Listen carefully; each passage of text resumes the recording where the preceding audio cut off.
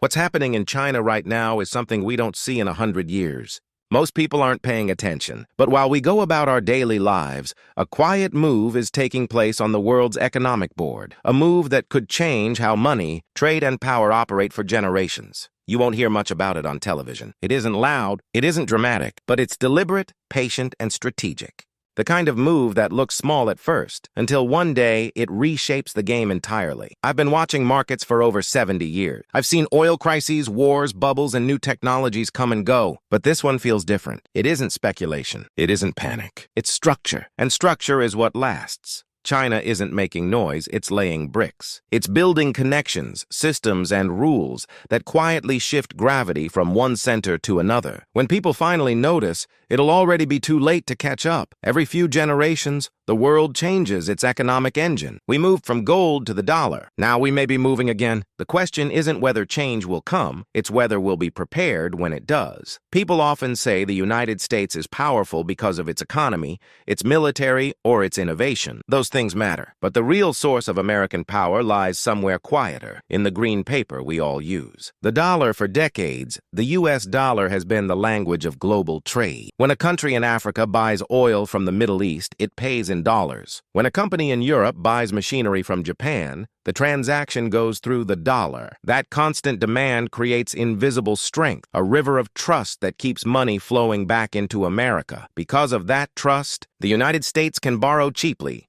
invest heavily, and influence the direction of global finance. The world doesn't just use the dollar. It depends on it. That's why the dollar isn't just a currency. It's a system, a network. Every time a transaction passes through a U.S. bank or the SWIFT system, it touches American oversight. That control is what gives Washington leverage in world affairs. But no advantage lasts forever. When one country controls the world's money pipes, others eventually try to build new ones. That's what's beginning to happen now, quietly, gradually. And this time, the builder is China. China has been studying the game for decades.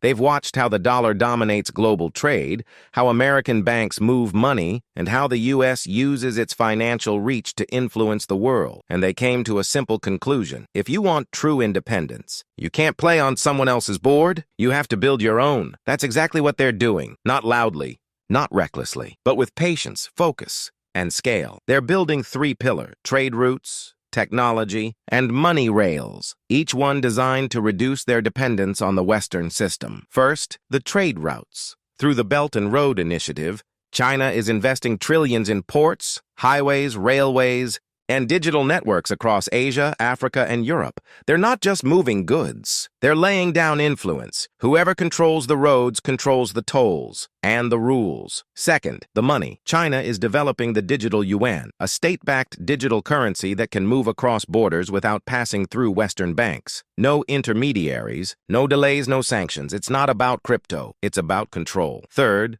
the resources. China is quietly buying land, mines, and energy assets worldwide, not to resell, to secure. Because whoever controls resources controls the future. This isn't a short-term play. China thinks in decades, even generations. While Western leaders focus on the next election, Beijing focuses on the next century. And in a long game, patience wins more often than speed. Now, let's talk about what this means for the dollar. The U.S. dollar has ruled the global system for nearly 80 years. It's the world's reserve currency, the standard of trust, the backbone of trade. But even the strongest foundations erode when the tide changes slowly enough. China isn't trying to destroy the dollar overnight. That would be chaos. And chaos doesn't serve anyone. What they're doing is more subtle. They're building an alternative path. One transaction, one trade route, one currency swap at a time. Today, almost every major deal still flows through dollars. But every time two countries settle a trade in yuan instead, the dollar's reach shrinks a little.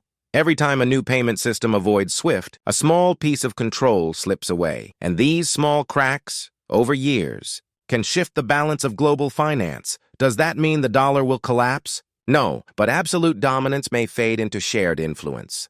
A multipolar world where several strong currencies compete instead of one ruling them all. It's slower, more complex, and harder to control, especially for those used to leading. The world isn't abandoning the dollar. It's simply learning to live without depending on it. And in economics, dependency is power. Once the world no longer needs your money to trade, your leverage begins to fade, quietly but surely.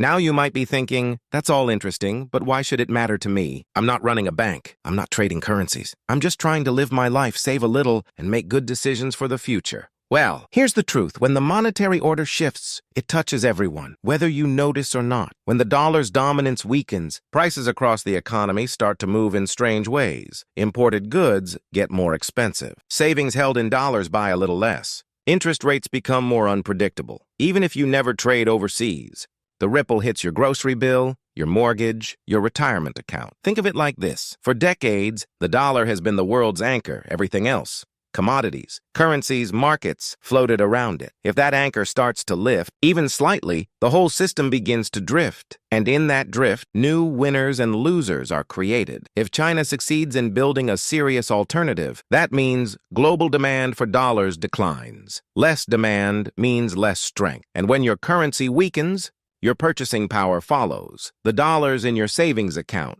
in your paycheck, in your pension, they all stretch a little less far. You don't have to be a billionaire to feel it. It shows up in small ways first. A grocery cart that costs a few more dollars each month. A trip that feels just a bit more expensive than last year. Those changes seem minor, but they add up over time, quietly eating into your quality of life. But it's not all bad news. Every shift like this also brings opportunity. When one system loses strength, new systems, new industries, and new technologies rise. That's how progress works. Not in straight lines, but in cycles of adjustment. And the people who understand those cycles early are the ones who come out ahead. So what does it mean for you? It means awareness isn't optional anymore. You don't have to predict the future, but you can't afford to ignore it either. Because whether you realize it or not, every decision made in Beijing, Washington, or Riyadh eventually finds its way to your wallet. And the sooner you understand the forces behind it, the better you can protect and even grow what you already have. Over the years, I've learned that you don't win by predicting every storm. You win by building a boat that can handle any weather. The same applies to your finances, your career, and your mindset. You can't control the tides, but you can control how ready you are when they change. The first rule is simple. Diversify intelligently. Most people think diversification just means owning different stocks. That's only part of it. True diversification means spreading your exposure across industries, across regions, and yes, across currencies. If every dollar you have lives inside one system, you're betting your entire future on that system never changing? That's not prudence. That's blind faith. Look for companies and investments that earn money in many parts of the world in different currencies, with different customer bases. When one economy slows, another may rise. When one currency weakens, another may strengthen. That balance is your safety net. The second rule: own things that last. Paper money can lose value, but real assets, land, energy, food, infrastructure, productive businesses, those keep their worth. They feed, house, power, and connect people. And people don't stop needing those things, no matter which flag dominates the headlines. The third rule: keep liquidity. Cash is not trash. It's flexibility. When uncertainty grows, opportunities appear for those with dry powder. Maybe it's a great business at a discount. Maybe it's real estate sold in panic. You can only act if you have cash on hand. Liquidity gives you the ability to move when others freeze. The fourth rule: invest in what you understand. Never buy something just because it sounds smart or someone on TV is excited about it. If you can't explain how it makes money, you shouldn't own it. Clarity is protection. Simplicity is strength. In times of change, confusion is the enemy. The fifth rule: protect your foundation. Pay off debts when you can. Build an emergency fund before you chase returns. Don't overextend yourself trying to keep up with the news or the neighbors. If your personal finances are stable, global turbulence becomes noise instead of disaster. And finally, the most important rule of all: invest in yourself. Skills never devalue. Knowledge doesn't get sanctioned. Adaptability compounds faster than money. The more you learn about technology,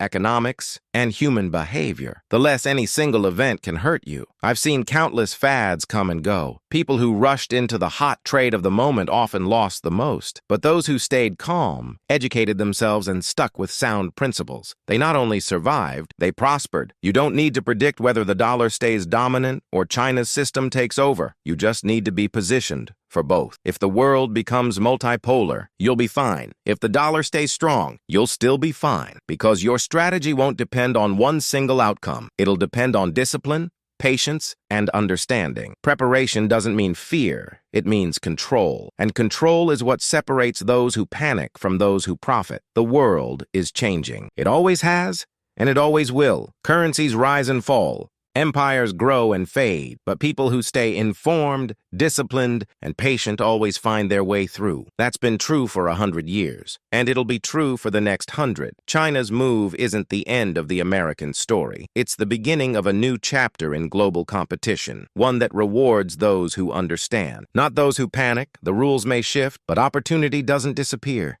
It simply moves, waiting for those who can see it first. I've learned something after 7 decades of watching the world turn. Big transitions don't destroy the prepared. They enrich them. Every time the system changes, wealth doesn't vanish. It transfers from those who ignore reality to those who adapt to it. So don't waste your energy trying to stop the tide. Use it. Learn from it. Build habits and investments that last longer than any single cycle or currency. Focus on value. Focus on patience. Focus on what you can control. No government, no institution, and no expert will ever care about your future as much as you do. That's why the responsibility and the opportunity is yours. Stay informed, stay calm, stay ready. The biggest economic game of our generation has already begun. China made its move. The world is responding, and now it's your turn to prepare, to adapt, and to decide how you'll play your part in this new order.